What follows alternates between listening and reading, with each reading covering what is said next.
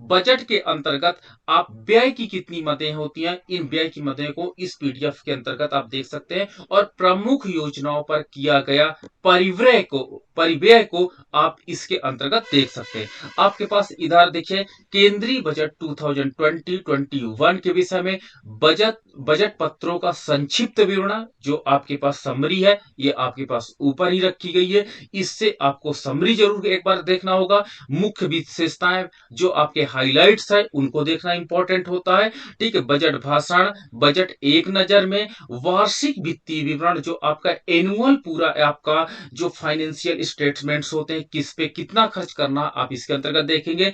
वित्त विधेयक, उपबंधों की व्याख्यात्मक ज्ञापन, प्राप्ति बजट।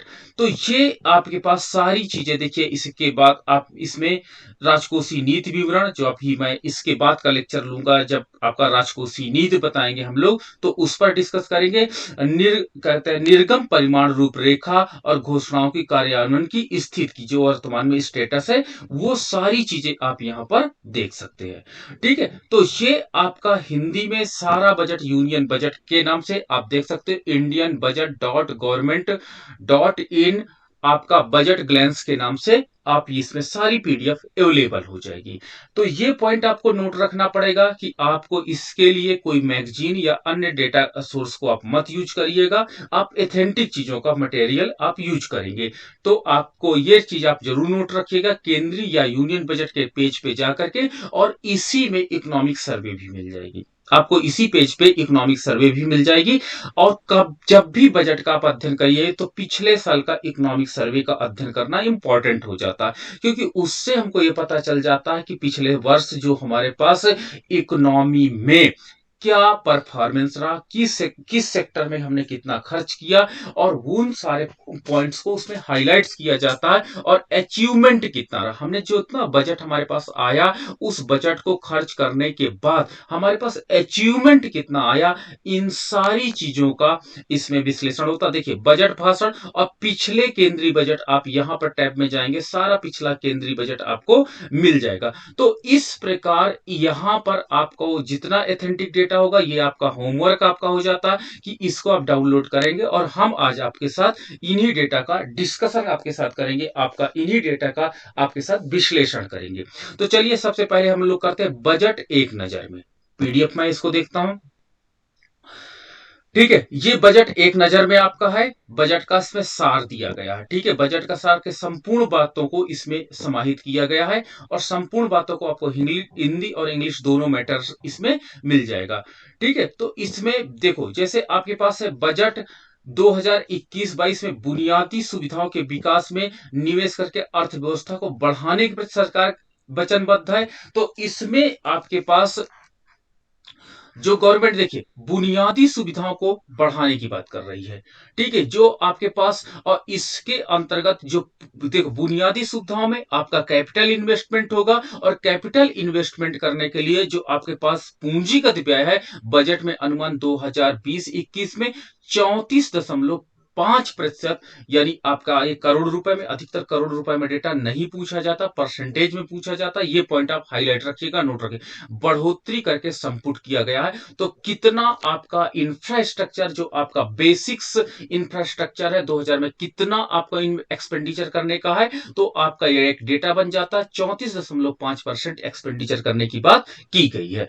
ठीक है, दूसरा आपके पास है संशोधित अनुमान। अब देखिए दो प्रकार का बजट में अनुमान हरदम लगाया जाता है, जो पॉइंट आपका की नोट पॉइंट हो जाता।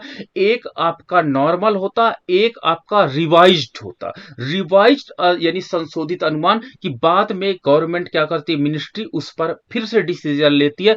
तो इस पॉइंट को आपको जरूर नोट करना होगा। तो रिवाइज्ड किया जाता है और रिवाइज्ड डेटा आपके पास आता है।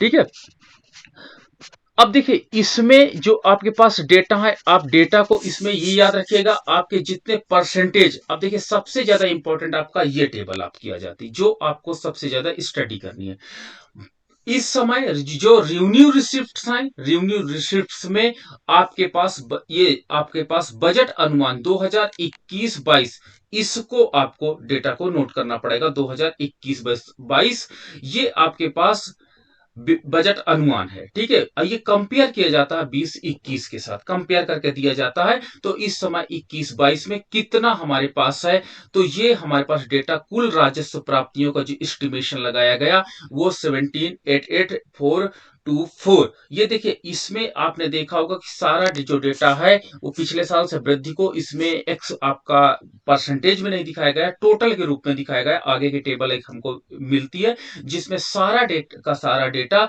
आपका किसमें परसेंटेज में भी दिखाया जाता है, पिछले साल से कितना बढ़ रहा है और कितना घट रहा है। तो मैंने बताया कि आपका दो प्रकार का बजट का पार्ट होता है। एक पार्ट आपका होता है राजस्व प्राप्तियां और दूसरा आपका होता है आपके पास कुल प्राप्तियों के अंतर्गत पूंजीगत प्राप्तियां। तो मैंने राजस्व प्राप्तियों को दो पार्ट में क्लासिफाई किया था, एक आपका था कर राजस्व, दूसरा आपका था क्या होता है नॉन टैक्स रेवेन्यू। तो नॉन टैक्स रेवेन्यू, ये दोनों का डेटा आप देख लीजिए। तो अगर आपसे पूछा जाए कि दोनों में सबसे बड़ा पार्ट किसका है, तो आपका आंसर होना चाहिए कि जो टैक्स रेवेन्यू है उसका पार्ट ज्यादा होता है गवर्नमेंट ऑफ इंडिया के पास। ठीक है, आपके पास टैक्स रेवेन्यू का डेटा देखिए कितना ज्यादा, आगे आपको परसेंटेज के रूप में मिलेगा। और पूंजीगत प्राप्तियों के अंतर्गत कैपिटल रिसिप्ट के अंतर्गत आप देखिए, जो आपके पास कैपिटल रिसिप्ट है उस कैपिटल रिसिप्ट के अंतर्गत सबसे ज्यादा आपके पास देखो, इसके अंतर्गत आपके पास पॉइंट आते हैं ऋणों की वसूली कैपिटल रिसिप्ट्स के अंतर्गत, आपके पास रिकवरी ऑफ लोन्स, आपके पास other receipts and borrowing and other liabilities. तो इसमें सबसे ज्यादा आप देखिए 7 पॉइंट आपका है कि आपका सबसे ज्यादा कैपिटल रिसिप्ट्स में आता है बारोइंग एंड अदर लाइबिलिटीज, इसका पार्ट आ जाता है। तो ये डेटा आपको याद रखना पड़ेगा, डेटा नहीं बल्कि इसका फैक्टर्स याद रखना पड़ेगा, तथ्य याद रखना पड़ेगा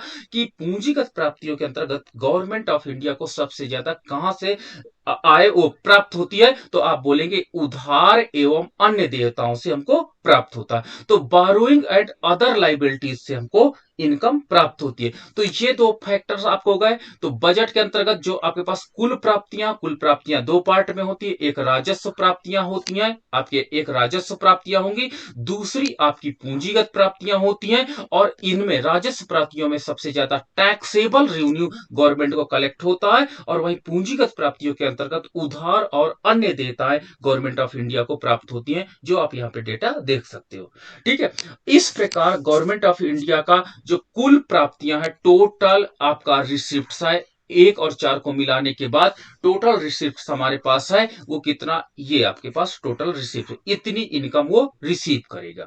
अब इसके आधार पर हम लोग क्या करते हैं, अपने व्यय के विषय में बात करते हैं। ठीक है, अधिकतर तो ये अगर बैलेंस आपका बजट है, जितना आपने रिसीव किया अगर उतना ही हम लोग एक्सपेंडिचर कर दे, जो यहां पर आपको डेटा दिखाया गया एक एस्टिमेट किया गया है, तो आपका बैलेंस बजट हो जाएगा। देखिए, दोनों का आय और दोनों व्यय, दोनों का मान यहां पर बराबर है। लेकिन ऐसा होता नहीं, इकोनॉमी में क्या करते हैं, संशोधित अनुमान के बाद ये व्यय का मान बढ़ जाता है। अब मैंने आपको बोला कि इकोनॉमी में जो आपके पास व्यय होता है वो कई चीजों पर व्यय किया जाता है। तो जिसमें आपके पास राजस्व खाते पर व्यय की आप बात करते हैं, तो राजस्व खाते पर जिसमें आपके पास व्यय आता है ब्याज का भुगतान, पर संपत्ति हेतु सृजन के हेतु सहायता अनुदान, और पूंजी खाते पर व्यय, तो ये तीनों का मान यहां पर दिया गया है। तो राजस्व खाते पर, ठीक है, आपके पास व्यय का मान देखिए, जितना आपके पास इनकम आई है कुल प्राप्तियां उससे व्यय कम ही है। ठीक है, अब इसके बाद यहां पर देखिए कि सारे मदों को मिला दीजिए तो राजस्व खाते में व्यय का मान बढ़ जाता है। तो इस प्रकार आपका ये 14 नंबर आपका डेटा बहुत इंपॉर्टेंट हो जाता है कि भारत में राजस्व घाटा कितना है। ठीक है, ये डेटा आपका सबसे ज्यादा इंपॉर्टेंट हो जाता है, और ये एमसीक्यूज का आपका पार्ट बन जाएगा कि राजस्व घाटा 2000 इस बजट में कितना है। तो जो आपका रेवेन्यू डेफिसिट की बात की गई, वो रेवेन्यू डेफिसिट की जब हम लोग बात करते हैं तो रेवेन्यू डेफिसिट आपका देखिए कितना हो जाता, 5.1 है। ठीक है, अब आपका पूछा जाता है एग्जाम में क्या क्या ये पिछले साल से बढ़ गया है या पिछले साल से घट गया। तो अब आप देखिएगा कि जो आपके पास रेवेन्यू डेफिसिट है, आप यहां एक मिनट,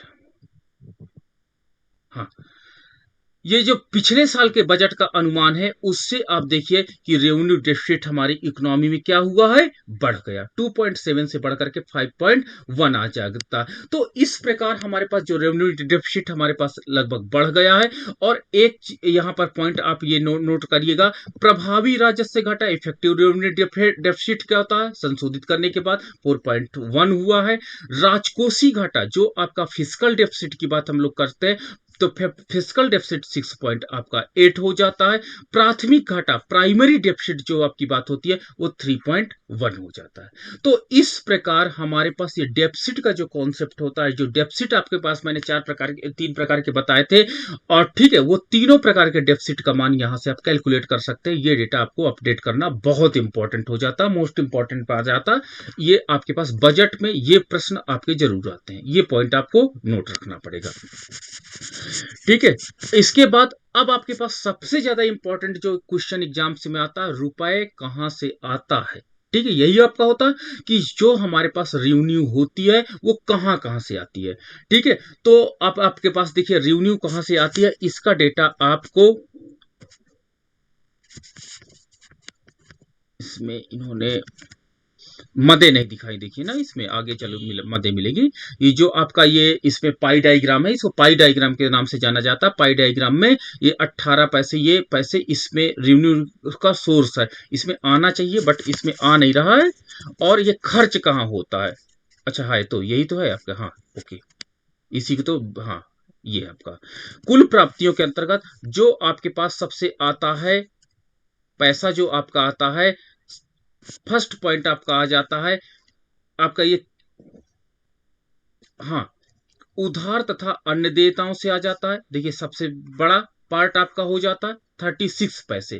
ठीक है, आपके पास सेकेंड रैंक पर आपका जो आता है वो आता है रेवेन्यू रिसिप्ट्स है, और रेवेन्यू रिसिप्ट्स में अंतर्गत आपका इनकम टैक्स से पैसा ज्यादा आता है सेकेंड रैंक पर। पहला तो आपका जो उधार इकोनॉमी में मिलता है, टोटल रिसिप्ट्स की हम बात करते हैं, तो जो आपका पास पहला पॉइंट आपका हो जाता है, पहला पॉइंट, एक मिनट ये थोड़ा सा, हाँ, पहला पॉइंट आप यहां पर देखिएगा कि उधार और अन्य देयताओं के अंतर्गत सबसे ज्यादा पैसा आता है हमको, जो वर्ल्ड इकोनॉमी वर्ल्ड लेवल पर हम लोग पाते हैं पैसा या बोरोइंग करते हैं, उससे ज्यादा सबसे ज्यादा इकोनॉमी को जो पैसा होता है वो हम लोग रिसिप्ट्स करते हैं, कुल प्राप्तियों के अंतर्गत ये पार्ट आ जाता है।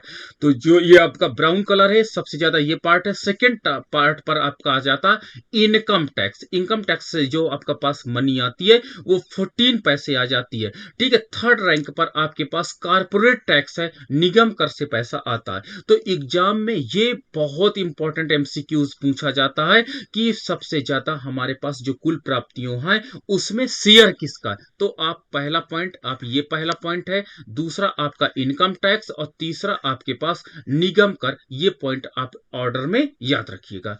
ठीक है, तो इस प्रकार इसमें तीन आप ऑप्शन जरूर क्लिक कर याद रखिएगा कि पहला उधार और अन्य देयताओं से हमारे पास मनी आती है, दूसरा आपका पास रैंक आपका इनकम टैक्स का होता है, और एक बार एग्जाम में मैंने ये देखा था पैसे भी पूछ लिए थे, कितने पैसे, अगर 1 रुपए में पैसे की बात की जाए तो कितने पैसे आते हैं, तो 14 पैसे आते हैं, और 13 पैसे आपके निगम कर से आते हैं। तो ये आपका डेटा जो आपका हो जाता है बहुत इंपॉर्टेंट यहां पर आता है। और दूसरा सबसे इंपॉर्टेंट जो फीचर आपका होता है, ये पैसा जो हमारे पास आता है वो एक्सपेंडिचर में सबसे ज्यादा खर्च कहां होता है, ये आपके टॉप 3 रैंक बनाना इंपॉर्टेंट आपका होगा।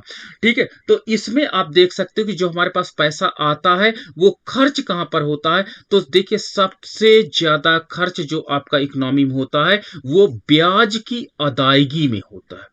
आपने देखा होगा कि हाल ही के दिनों में गवर्नमेंट ऑफ इंडिया ने एलपीजी पे सब्सिडी कम किया है, उर्वरक पर सब्सिडी कम किया है। क्यों? क्योंकि हम लोग क्या करते थे, जब सब्सिडी देते हैं तो कहीं ना कहीं से पैसा हमको बारोइंग करना पड़ता, और उस पैसे में हमको ब्याज चुकाना पड़ता।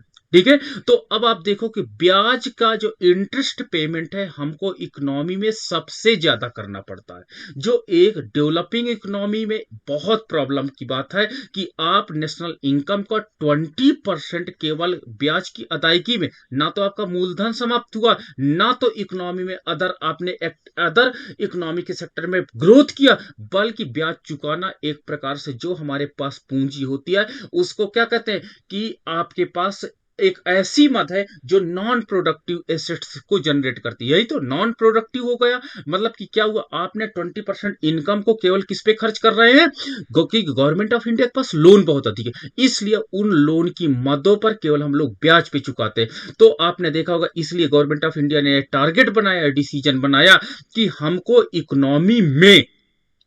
इकोनॉमी में जो उधार की मात्रा है, उस उधार की मात्रा को कम करना है, ताकि जो ब्याज अदायगी का जो हमारे पास मद है, जिस पर ज्यादा नेशनल इनकम हम लोग खर्च करते हैं, नॉन प्रोडक्टिव एक प्रकार से है, उस पर हम लोग क्या करें, अपना एक्सपेंडिचर कम कर सके। अगर मेरे पास ये लोन समाप्त हो जाएगा तो शायद यही पैसा हमारे पास डेवलपमेंट एक्टिविटी के लिए काम में आ जाएगा। ठीक है, तो पहला आपका एग्जाम में पूछा जाता है कि किस पर पैसा हमारा खर्च होता है, तो पहला रैंक आपका हो जाता है कि ब्याज की अदायगी पर। जो पेमेंट ऑफ इंटरेस्ट है, उस पर हम लोग ज्यादा से ज्यादा खर्च करते हैं। जो दूसरा आपका जो सबसे इंपॉर्टेंट आपका पास मद आती है, जो 16 पैसे आपका खर्च हम लोग करते हैं, किस पर करते हैं, राज्य सरकारों को पेमेंट कर देते हैं। ठीक है, राज्य सरकार को केंद्र सरकार क्या करती है, 16 पैसे बांट देती है जो टैक्स कलेक्ट करती है, और इनमें राज्य सरकारों का हिस्सा होता है। ठीक है, तो उठा करके राज्य सरकारों को उनको पेमेंट कर देती है। तो पहला सबसे बड़ा पार्ट वो ब्याज की अदायगी कर देती है, और दूसरा सबसे इंपॉर्टेंट पार्ट वो अपने पैसे को, मनी को क्या करती है, उस मनी को राज्य सरकारों के मध्य डिवाइड कर देती है। और तीसरा आपके पास जो 13 पैसे का आपके पास हिसाब होता है, केंद्रीय क्षेत्र की योजनाओं में, सेंट्रल सेक्टर स्कीम पे गवर्नमेंट ऑफ इंडिया खर्च करती है। जो सेंट्रल की स्कीम लॉन्च होती है, उस पर खर्च करती है। तो ये तीन आपके हिस्से, बेसिक हिस्से हो गए कि जो यूनियन बजट होता है, यूनियन बजट में सबसे पहला आपका पार्ट जो जाता है ब्याज की अदायगी में, शायद ये सबसे ज्यादा आपके लिए नुकसानदायक है। ठीक है, और आपको यहां पर एक पॉइंट आपको मतलब ये नोट करना पड़ेगा, जो ब्याज की अदायगी में पैसा होता है, ना तो मूलधन आपका समाप्त होता है, और ना इससे कोई एसेट्स जनरेट होती है। ठीक है, ब्याज की अदायगी क्या होती है, ना तो आपका कोई मूलधन इससे समाप्त होता है, ना तो एसेट्स जनरेट होती है। तो ये एक प्रकार से हमारे पास इकोनॉमिक में एक ऐसा सेक्टर होता है जो एक बहुत बड़ा लार्ज अमाउंट जो मनी का होता है, जो खर्च तो होता रहा, लेकिन उससे क्या इकोनॉमी को कोई ज्यादा बेनिफिट नहीं हो रहा। ठीक है, दूसरा आपके पास सेकेंड और थर्ड मंथ तो कम से कम इकोनॉमिक डेवलपमेंट में, पूंजी या अन्य सेक्टर में इकोनॉमिक ग्रोथ के लिए कारक बन रही है, लेकिन पहला आपकी मत सोचनी या आपका सोचने वाला पॉइंट बन जाता है। ठीक है, एक बार मैंने एग्जाम में देखा था, तो एग्जाम में ये रक्षा सेक्टर पे आपने कितना खर्च किया, ये इसको भी पूछा गया था। तो 8 पैसे एक अच्छा अमाउंट है जो हम लोग क्या करते हैं, डिफेंस के लिए खर्च करते हैं। तो डिफेंस क्योंकि एक इकोनॉमी में जरूरत है, हमारे पास पड़ोसी जो मुल्क है, दोनों से हमारी नहीं बन रही है, और दोनों अपने आप को, मतलब दोनों में एक कंट्री अपने आप को बहुत अधिक स्ट्रांग है, तो इसलिए हमको डिफेंस सेक्टर पे खर्च करना इंपॉर्टेंट बन जाता है। तो ये देखिए कि आपके पास हाइलाइट्स है, इन दोनों टेबल्स को आप दोनों पाई डायग्राम को जरूर देखिएगा। पैसा आता कहां से, ये पॉइंट नोट रखिएगा, और पैसा जाता कहां पर है, ये पॉइंट आप बहुत अच्छे से नोट रखेंगे। चलिए, अब आपके पास, हमारे पास ये देखिए, इस पीडीएफ में केवल इतने बजट का चार्ट था, बजट एट ग्लैंस में केवल इतना और इतना मैटर आपका दिया गया है। ठीक है, तो ये शायद आपके लिए सफिशियंट हो जाता है एक बेसिक क्वेश्चन, इसीलिए आप देखे होंगे बजट एट ग्लांस से ही दे दिया जाता है। तो ये आपको पीडीएफ आपको याद होना, मुझे लगता है ये कितने पेज की, टोटल 5 पेज की पीडीएफ है, ये आपको याद होना बहुत इंपॉर्टेंट है। और आपका ये होमवर्क है कि ये 5 पेज की पीडीएफ को आप अच्छे से स्टडी करोगे। क्लियर है? ठीक है, इसको आप डाउनलोड कर लोगे, नहीं होगा तो फिर हम आपको भेज देंगे। ठीक है, ये बहुत बड़ी बात नहीं होती, तो आप इसको कर सकते हो। तो ये टेबल आपकी इस यहाँ से बजट का साथ, बजट एट ग्लैंस में ये जो आपके पास डेफिसिट और रेवेन्यू का जो कॉन्सेप्ट होता है, यहाँ से आप इसको नोट कर लोगे, और नोट करने के बाद आसानी से इसको आप स्टडी कर सकते हो। ठीक है, तो ये आपका मेरे पास पहला पॉइंट आपका अच्छे से, जो आपका यूनियन बजट होता है, वो यूनियन बजट आपकी बार हमारे पास जो पेश किया गया, वो 2020-21 का इसकी प्रमुख विशेषता थी। ये बजट आपका जो पेश किया गया, वो 1 फरवरी 2020 को पेश किया गया, जो केंद्रीय बजट में संसद में पेश किया गया था, जो आपके पास केंद्रीय वित्त मंत्री निर्मला सीतारमण ने प्रस्तुत किया। बजट से संबंधित प्रमुख बिंदुओं को हम लोग देखते हैं। तो हमारे पास एक्सपेंडिचर कितने थे, जो हमारे पास खर्च था 2020-21 में, 30.42 लाख करोड़ रुपए खर्च करने का प्रस्ताव इसमें किया गया। ठीक है, तो हमने 30.42 लाख रुपए खर्च करने का प्रस्ताव किया गया, जो वित्त वर्ष 19-20 के संशोधित अनुमान से 12.7% अधिक है। देखिए, ठीक है, तो पिछले साल से आपके पास 12.7 था, जो इनका संशोधित अनुमान था पूर्व, उससे 12.7% हमने पूर्व वर्ष के बजट से हमने ज्यादा एक्सपेंडिचर किया। ये 2020-21 का मैं डेटा आपके साथ डिस्कस कर रहा हूं। ठीक है, उसके बाद प्राप्तियां आपके पास हैं, जैसे प्राप्तियां आपके पास हैं 2020-21 में, इसी तरह की रिपोर्ट आपके पास 21-22 की बनेगी, ये आपकी रिस्पॉन्सिबिलिटी है।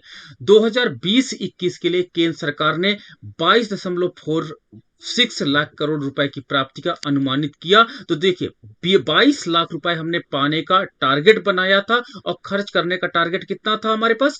30.42, यानी हमारे पास घाटे का बजट था। ठीक है, हम लोग रिसिप्ट्स केवल इकोनॉमी से, जो राजस्व प्राप्तियां थी, जो पूंजीगत प्राप्तियां थी, दोनों मिलाकर के 22.46 लाख रुपए पाने का हम लोगों ने डिसाइड किया, और उसके परिणाम स्वरूप जो इकोनॉमी में एक्सपेंडिचर था वो 30 था, लगभग 8 लाख करोड़ का हम लोगों ने घाटे का बजट बनाया था। जीडीपी वृद्धि, जो आपके पास जीडीपी वृद्धि का हमने अनुमान कितना रखा? 2020 में नॉमिनल जीडीपी, अब आपको कॉन्सेप्ट याद आ जाएगा, जीडीपी नॉमिनल, आपके पास एंड रियल जीडीपी, ये नॉमिनल की हम बात करते हैं, 10% ग्रोथ करने का हमने अनुमानित टारगेट लगाया। ठीक है, तो ये हमारे पास 10% ग्रोथ के लिए हमने टारगेट यहां पर रखा। घाटा आपका कितना था? घाटा आगामी वित्त वर्ष के लिए राजस्व घाटा कुल जीडीपी का 2.7% निर्धारित किया गया। ठीक है, आपके पास ये राजस्व घाटा का डेटा है, ये इंपॉर्टेंट आपका डेटा हो जाता है, जो कि वित्त वर्ष 19-20 में 2.4% के संशोधित अनुमान से अधिक है। यानी हमारे पास जो राजस्व घाटा होता है, वो राजस्व घाटा पहले से बढ़ गया। ठीक है, राजकोषीय घाटा की अगर हम बात करते हैं, राजकोषीय घाटा जो आपके पास है, वो जीडीपी के 3.5 निर्धारित किया गया था। 3.5 निर्धारित किए जाने के बाद जो 2019-20 से 3.8 प्रस्तावित के संशोधित अनुमान से कम है, तो हमारे पास जो फिजिकल डिफिसिट है वो हमारे पास पिछले वर्ष से कम हुआ है, और राजकोषीय घाटा हमारा पिछले वर्ष की अपेक्षा बढ़ गया। तो आप देखिए, यूनियन बजट में 2 वर्ष का डेटा तुरंत पास में रख दिया जाता है, इसीलिए रखा जाता है ताकि पिछले वर्ष से कंपेयर कर सको, और पिछले वर्ष से एग्जाम में क्वेश्चन आते हैं कि पिछले वर्ष की अपेक्षा इस वर्ष राजकोषीय घाटा या राजस्व घाटा में क्या परिवर्तन आए हैं, इस पर आपको एग्जाम में पूछ लिया जाता है। ठीक है, तो ये आपको वो जो टेबल मैंने ब्रीफ दिखाया था, उसके आधार पर आप इस तरह की रिपोर्ट खुद स्वयं जनरेट कर सकते हो, इसका एनालिसिस आप खुद कर सकते हो। तो ये देखिए कि आपका इस टेबल के अंतर्गत हमें यह पता चला कि राजस्व घाटा जो है, राजस्व घाटा आपका इकोनॉमी में बढ़ा है, आपका राजकोषीय घाटा इकोनॉमी में घटा है। ये पॉइंट आपको नोट रखना है। तीसरा आपके पास है प्रत्यक्ष आयकर, जो इनकम टैक्स है। इनकम टैक्स की बजट का हमने बताया कि टैक्स रेवेन्यू इकोनॉमी में सबसे ज्यादा होती है, और इसमें सबसे ज्यादा बड़ा श्रेय आपका इनकम टैक्स का होता है। इनकम टैक्स जो होता है वो इकोनॉमी में सबसे ज्यादा योगदान, इकोनॉमी में टैक्स रेवेन्यू के अंतर्गत सबसे ज्यादा श्रेय देता है। तो इनकम टैक्स की बात करना बहुत इंपॉर्टेंट हो जाता है। और इनकम टैक्स डायरेक्ट टैक्स है। डायरेक्ट टैक्स वो होता है जिसमें इंसिडेंट और इंपैक्ट दोनों एक व्यक्ति पर पड़ता है। इसमें जो स्लैब आपका बनाया गया, 0 से 5 लाख तक रुपए तक, अगर कोई व्यक्ति 0 से 2.5 लाख रुपए तक कमाता है तो उस पर कोई टैक्स नहीं लगेगा, नो टैक्स लाइबिलिटीज के अंतर्गत आएगा। दूसरा, इन्होंने बताया कि अगर कोई व्यक्ति 2.5 से 5 लाख अर्न करता है तो वो क्या हुआ, पहले जो आपका 2019 आपके पास, हाँ, जो आपके पास पहले दरें थी वो 5% टैक्स देना पड़ता था, लेकिन वर्तमान ईयर में इसमें अब छूट प्रदान की गई है। फिर 5.5 से 7.5 लाख के अगर कोई लेयर में आता है तो अब पहले जो टैक्स का दर थी 20%, अब उसको घटा करके 10% कर दिया गया है। ठीक है, जो 7.5 लाख से 10 लाख था वो 20% से घटा करके 15% टैक्स लेयर कर दिया गया।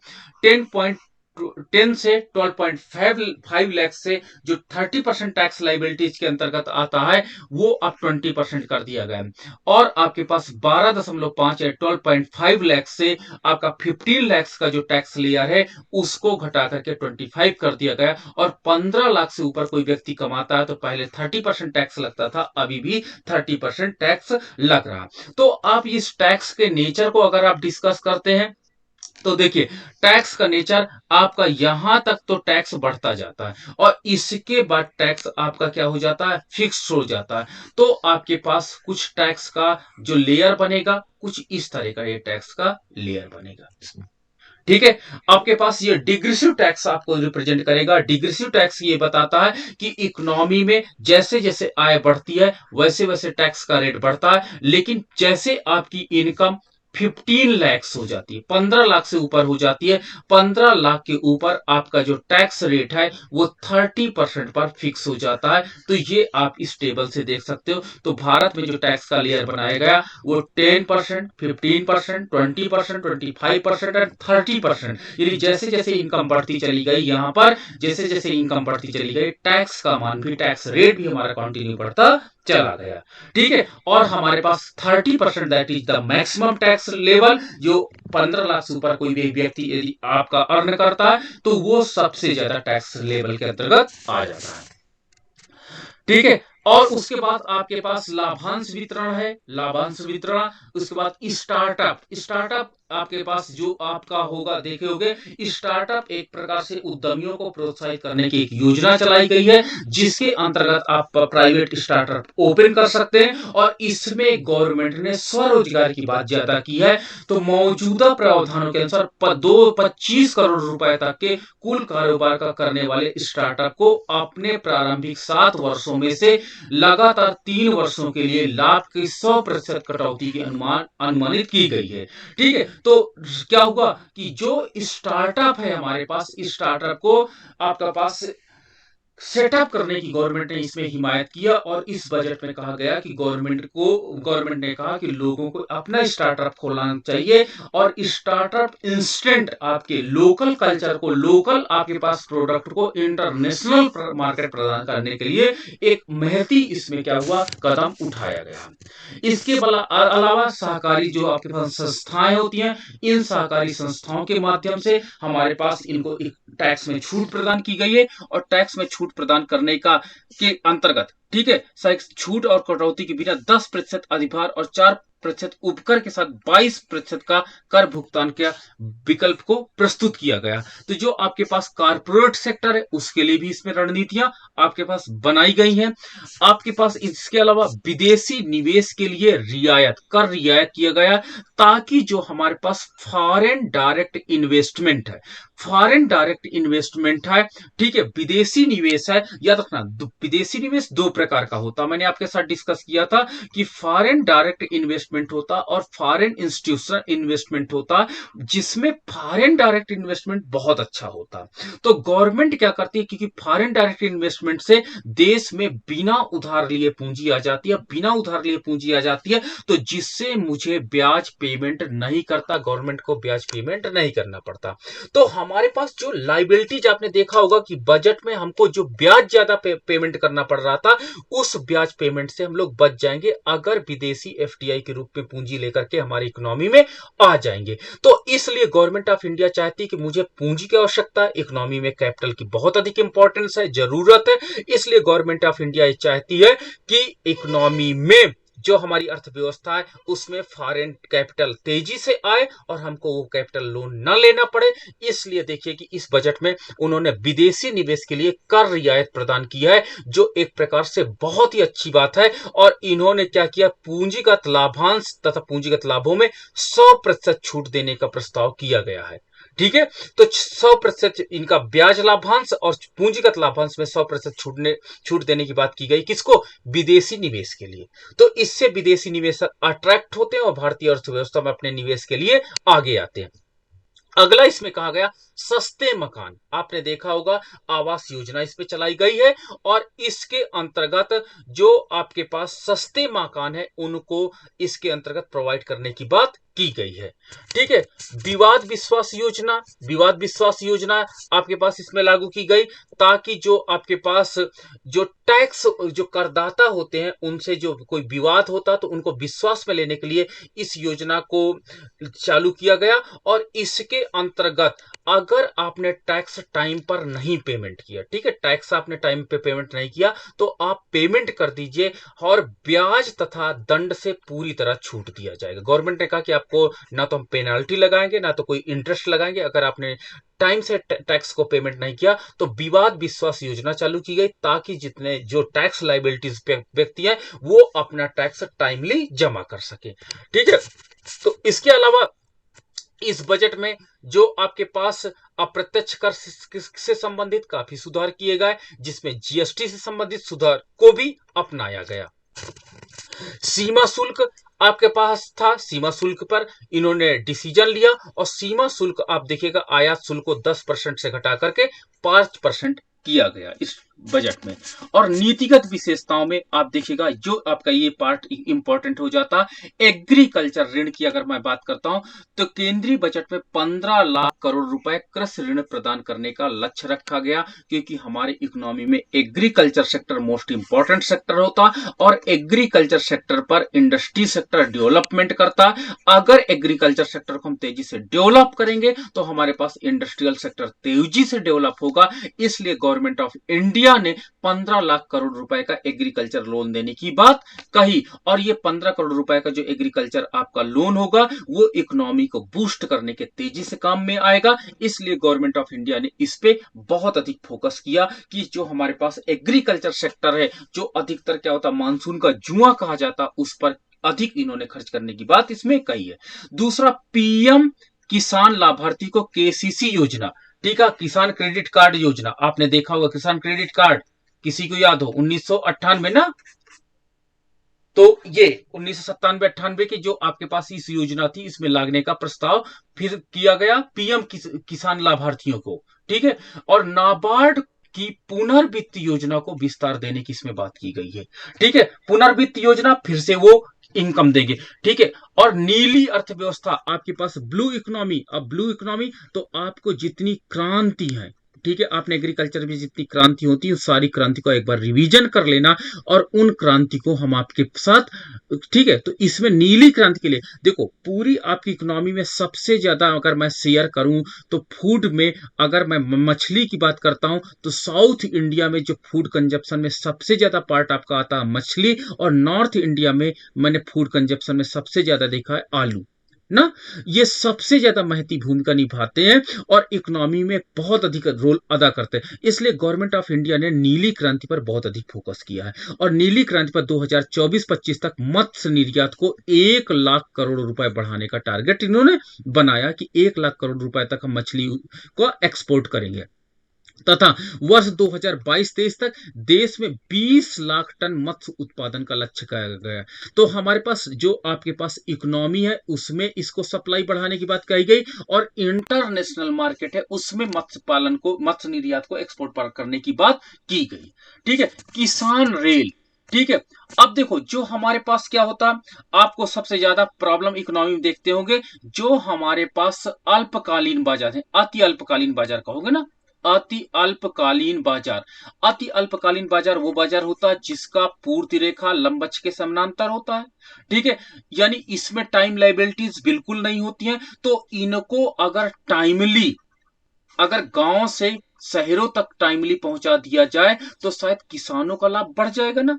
इसलिए गवर्नमेंट ऑफ इंडिया ने एक योजना चालू किया और उस योजना का नाम था किसान रेल योजना। किसान रेल योजना के अंतर्गत किसानों द्वारा उत्पादित अति अल्पकालीन उत्पाद को नेशनल मार्केट तक पहुंचाने के लिए यह कार्यक्रम प्रारंभ किया गया।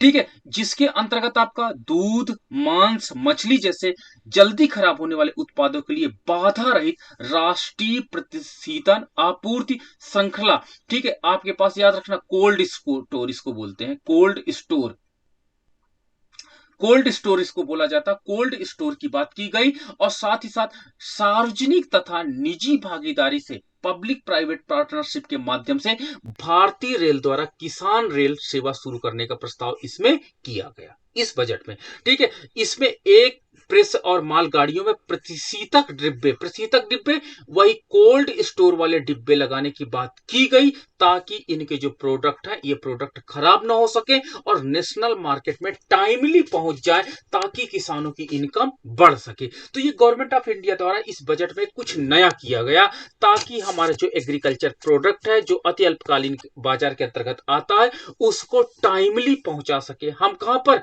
नेशनल मार्केट को उसको प्रोवाइड कर सके।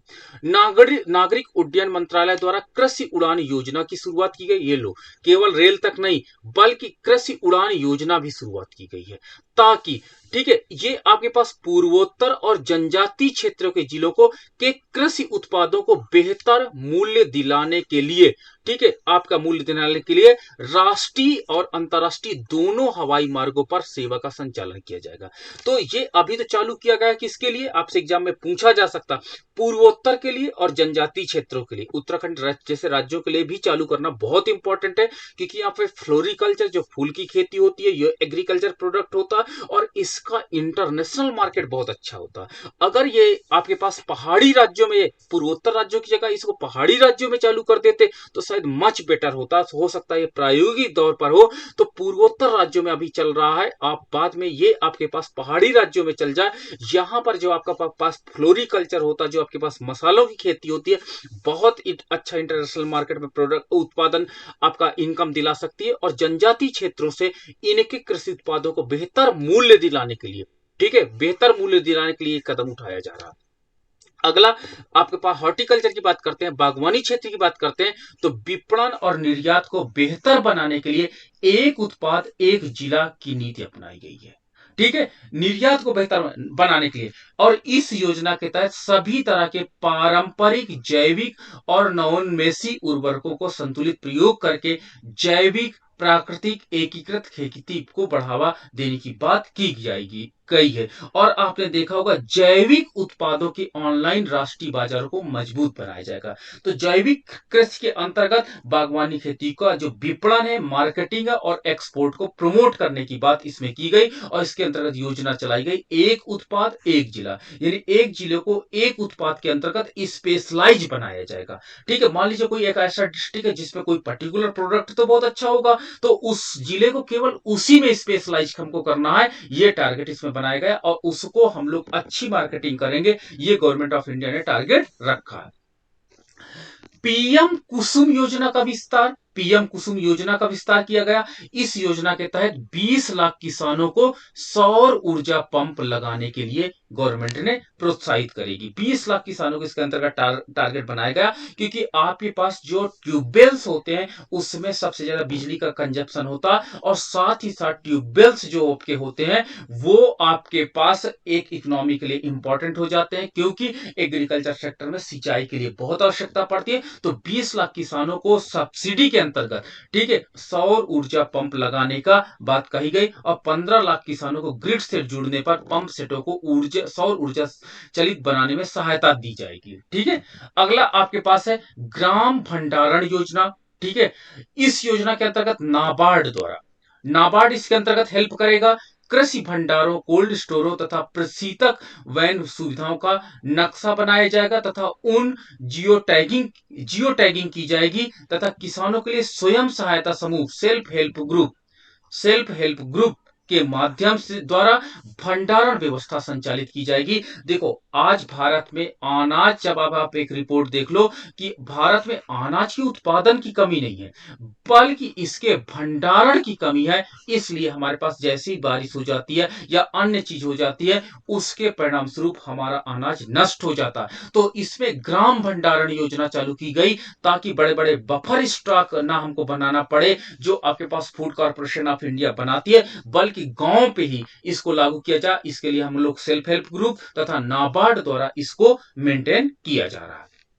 पशुधन की अगर हम बात करते हैं तो दूध प्रसंस्करण क्षमता को बढ़ाने के लिए 2025 तक 53.5 मिलियन टन से दोगुना करके 108 मिलियन टन के स्तर तक पहुंचाया जाएगा। तो देखिए मिल्क प्रोसेसिंग, आप ध्यान देखना एक वर्ड यहां यूज हो रहा केवल मिल्क की बात नहीं की जा रही, यहां पर मिल्क प्रोसेसिंग इंडस्ट्री की बात की जा रही। मिल्क प्रोसेसिंग इंडस्ट्री जो मिल्क को कन्वर्ट कर देता आपका पनीर में, जो मिल्क को कन्वर्ट कर देता आपके कई उत्पाद है जो दूध से बनने वाले हैं, तो उसकी क्षमता को विस्तार करने की बात की जाएगी ना कि। तो इससे क्या हो जाएगा कि जो अभी हमारे पास प्रोसेसिंग 50% हो रहा उसको 100 में कन्वर्ट करने की बात की जा रही है, ताकि इस कवरेज को 30% से बढ़ा करके 70% किया जाए और 70% लोगों जो पशुधन से उत्पादित जो मिल्क है उन मिल्क प्रोडक्ट को प्रोसेस करके मार्केट में लाया जाए। अब आप कहोगे सर ये प्रोसेस क्यों किया जाता है, तो सीधा बात है इसमें टाइम को बढ़ा दिया जाता है। मिल्क है आपका 1 या 2 दिन में खराब हो जाएगा, लेकिन प्रोसेस के बाद यही मिल्क आपका हफ्तों चल जाता है पनीर के रूप में या अन्य उत्पाद के रूप में। अब आपके पास अगला पॉइंट आ जाता दीनदयाल अंत्योदय योजना। अंत्योदय योजना का आपने नाम सुना होगा। गरीबी उन्मूलन के लिए 58 लाख स्वयं सहायता समूहों के साथ 50 लाख परिवारों को इसके अंतर्गत जोड़ा गया है। वेलनेस जल स्वच्छता, जल स्वच्छता की बात इसमें की गई, और जहां पर आयुष्मान से जुड़े पैनल में कोई भी अस्पताल नहीं उनको आकांक्षी जिले को पहले चरण में इसके अंतर्गत कवर किया जाएगा। तो आयुष्मान योजना भारत सरकार की एक ऐसी योजना है जिसके अंतर्गत हम लोग कैशलेस हेल्थ चिकित्सा प्रोवाइड करते हैं। ठीक है, तो कैशलेस हेल्थ चिकित्सा इसके अंतर्गत प्रोवाइड की जाती है। और आपका जन औषधि केंद्र आपको डेवलप किया गया है। जन औषधि के जेनरिक दवाएं जो आपकी होती हैं, ठीक है, इन जेनरिक दवाओं के माध्यम से आपको कम मूल्य पर आपको दवाएं उपलब्ध कराई जाती हैं। और ये जन औषधि केंद्र में जो जेनरिक का कॉन्सेप्ट है, ये आपको लास्ट में आप हमसे डिस्कस करोगे इस क्लास के बाद। आपको मैं अभी टाइम दे रहा हूं कि जेनरिक दवाओं की जो कीमतें होती हैं वो कम क्यों होती हैं, इस पर हम लोग डिस्कशन करेंगे। ठीक है, क्या इनकी क्वालिटी अच्छी होती है। ठीक है, तो इस प्रकार से गवर्नमेंट ऑफ इंडिया ने 2024 तक सभी जिलों में 2000 प्रकार की दवाओं का 3000 शल्य चिकित्सा प्रक्रियाओं को सुविधा दी जाएगी। तो यानी 2024 तक देखिए सभी जिलों में 2000 प्रकार की दवाएं इस जन औषधि केंद्र के माध्यम से बंटवाने का या वितरण करने का टारगेट गवर्नमेंट ऑफ इंडिया ने रखा, ताकि स्वास्थ्य संबंधी सभी सुविधाएं सभी व्यक्तियों को आसानी से प्राप्त हो जाए। ठीक है, टीबी हारेगा देश जीतेगा। टीबी की जो बीमारी होती है वो बड़ी ज्यादा बीमारी होती है। ठीक है, और इस टीबी को हराने के लिए गवर्नमेंट ने 2025 तक का एक टारगेट बनाया, और इसमें कहा गया कि इस तपेदिक को हम लोग समाप्त कर देंगे। जल जीवन मिशन, इसके अंतर्गत जहां पर 10 लाख से अधिक की आबादी वाले शहर हैं, उसको इस दौरान क्या किया जाएगा, जो आपके पास जल स्रोत के पुनर्भरण, जो हमारे पास जल स्रोत समाप्त हो चुके हैं, जो झील तालाब समाप्त हो चुके हैं, उनको पुनर्भरण किया जाएगा और जल संचय तथा खारेपन को दूर करने के लिए प्रोत्साहन किया जाएगा, क्योंकि हम अशुद्धियों के कारण अपने जल को खारा बनाते जा रहे हैं। इसको भी इसमें बात की गई है। स्वच्छ भारत मिशन, स्वच्छ भारत मिशन के अंतर्गत भी गवर्नमेंट ऑफ इंडिया ने काफी अधिक कार्यक्रम इसके अंतर्गत संपादित किए। शिक्षा एवं कौशल, देखिए नई आपकी जो आपके पास बजट है, इसमें शिक्षा और कौशल को ज्यादा अधिक फोकस किया गया। इस बजट के तहत नई शिक्षा नीति की घोषणा का प्रावधान किया गया है। न्यू एजुकेशन पॉलिसी, ठीक है, एग्जाम में एक बार मैंने अभी देखा, अभी हाल ही के दिनों में एक पेपर आया था, ठीक है, तो उसमें न्यू एजुकेशन पॉलिसी एक ऑप्शन था, बाकी सब 3 ऑप्शन देखे थे मैंने, नेशनल एजुकेशन पॉलिसी रखा गया था। ठीक है, तो इस प्रकार के आप मल्टीपल चॉइस क्वेश्चन से बहुत सतर्क रहिएगा। आप थोड़ा सा एनईपी, ये एग्जाम में आता जाएगा, एनईपी का फुल फॉर्म है, ठीक है, आपका नेशनल एजुकेशन पॉलिसी या न्यू एजुकेशन पॉलिसी, ये आप जरूर देखे रहिएगा। ठीक है, पुलिस संबंधी विज्ञान, फॉरेंसिक विज्ञान, साइबर फॉरेंसिक इत्यादि के क्षेत्र में राष्ट्रीय पुलिस विश्वविद्यालय, राष्ट्रीय फॉरेंसिक विश्वविद्यालय की स्थापना करने का प्रस्ताव किया गया, ताकि जो हमारे पास क्राइम रेट है इसको कम किया जा सके। राष्ट्रीय संस्थागत रैंकिंग फ्रेमवर्क, आपने देखा होगा, रैंक बनाने के लिए आने वाले शीर्ष 100 संस्थानों द्वारा डिग्री स्तर का पूर्णकालिक ऑनलाइन शिक्षा कार्यक्रम शुरू करने की बात की गई। यानी अब आप एक बात तो याद रखना कि अब आप ऑनलाइन सारी एजुकेशन प्राप्त कर सकते हो, कोविड के बाद जो भी हमारे पास बजट रखे गए, उन्होंने ये फोकस किया कि लोगों को ग्लोबलाइज करना है। अगर कोई लड़की या लड़का नहीं अफोर्ड कर सकता आईआईटी जाने का, नहीं उसके पास सुविधाएं हो सकती, तो आप घर बैठे आईआईटी से आप अपना ग्रेजुएशन पीजी कंप्लीट कर सकते हो और एक बड़े इंस्टीट्यूट का आप बेनिफिट ले सकते हो। तो अब ऑनलाइन शिक्षा कार्यक्रम आपका कंटिन्यू चलेगा।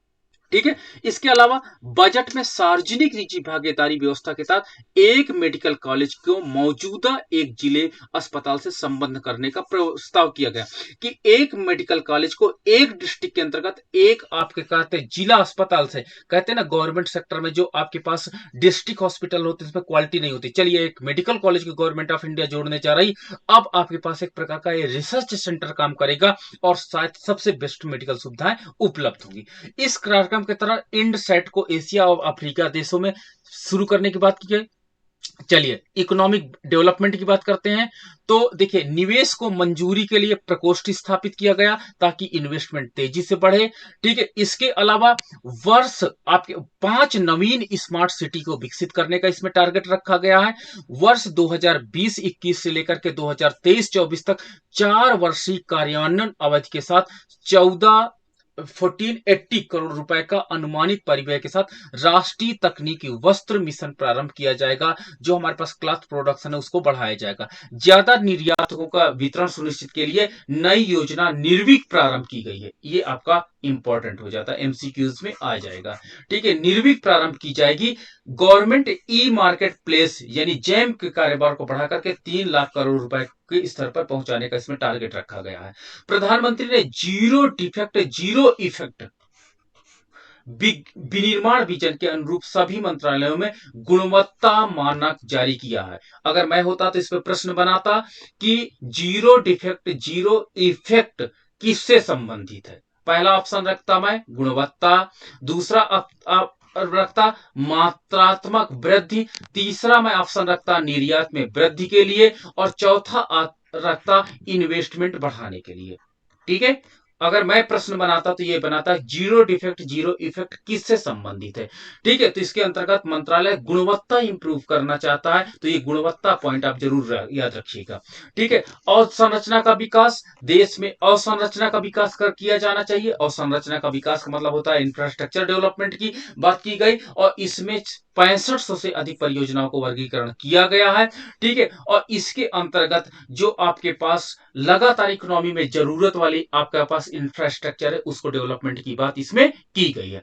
इसके अलावा राजमार्गों के लिए भी गवर्नमेंट ने क्या किया, तेजी से हमारे पास परिवहन सुविधा डेवलप हो सके, इसके लिए गवर्नमेंट ऑफ इंडिया ने राजमार्ग को डेवलपमेंट के बाद करने की बात की और साथ ही साथ एक्सप्रेस वे की शुरुआत भी की जाएगी ताकि ट्रांसपोर्टेशन तेजी से हो। और याद रखना इकोनॉमी में अगर परिवहन की स्पीड तेज होगी तो आपकी इकोनॉमिक ग्रोथ की स्पीड भी तेज हो जाएगी।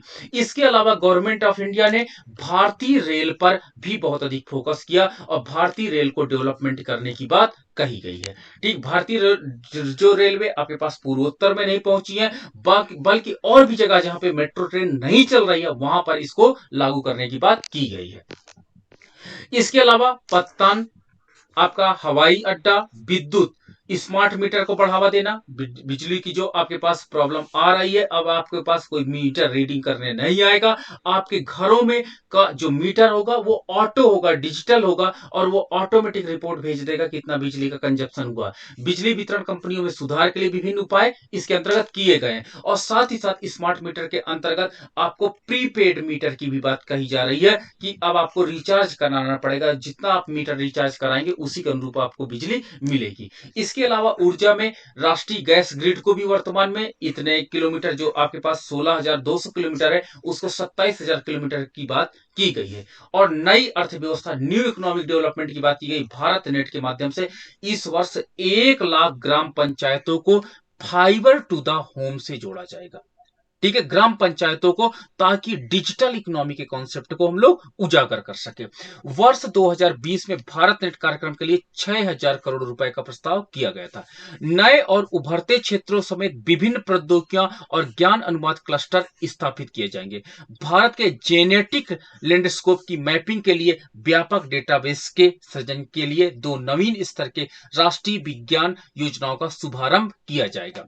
ठीक है, तो इस प्रकार संस्कृति और पर्यटन को हम लोग प्रमोट करेंगे, और इसके अंतर्गत जो भारतीय धरोहर और संरक्षण है, इनको इनके संस्थान स्थापित किए जाएंगे, जो हमारे कल्चर को, हमारी परंपरा को क्या करेंगे, बचा के रखेंगे और इनको डेवलपमेंट के लिए प्रयास करेंगे।